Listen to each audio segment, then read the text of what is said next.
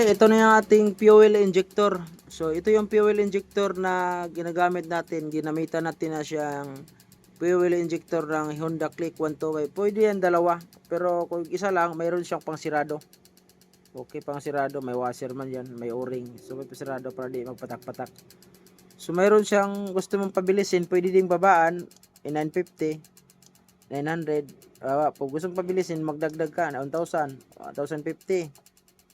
Yan, nabilis. Pwede mong adjust mo. Okay? So, kailangan natin bumili ng fuel, itong fuel injector. Yung pinaka-solusyon niya. Yung saan yung ginagamit ko.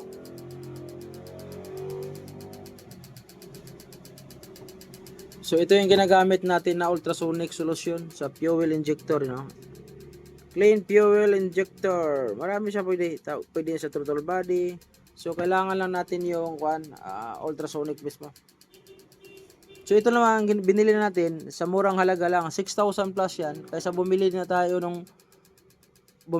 ng tag 30,000. Kasama na yung pinaka-box ng ultrasonic. Pero ultrasonic machine, kailangan mo lang natin kung tutusin, ang kailangan mo lang natin dito ang throttle body lang, pang cleaning.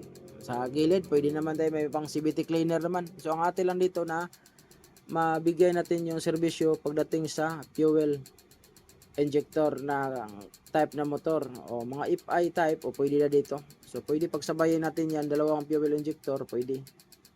Okay? So makapag-order kayo nito sa may TikTok, ilagay ko doon sa Yellow Basket para makapag-order kayo. Murang halaga lang, 6,000 plus lang. So mas makaminus kayo nito. Okay? Madali lang ang pag-install.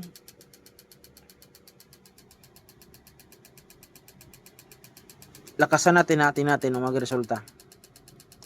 1,050, 1,100, 1,050, 1,200, 2,250, 1,300. Mabilis siya. Ganda yung tapo niya. Okay. So ituturo to natin paggamit sa mga ating mga mekaniko para ito, ang dami na ito gagamit Okay? Yun lang. Click Yellow Basket para makapag-order kayo niyan.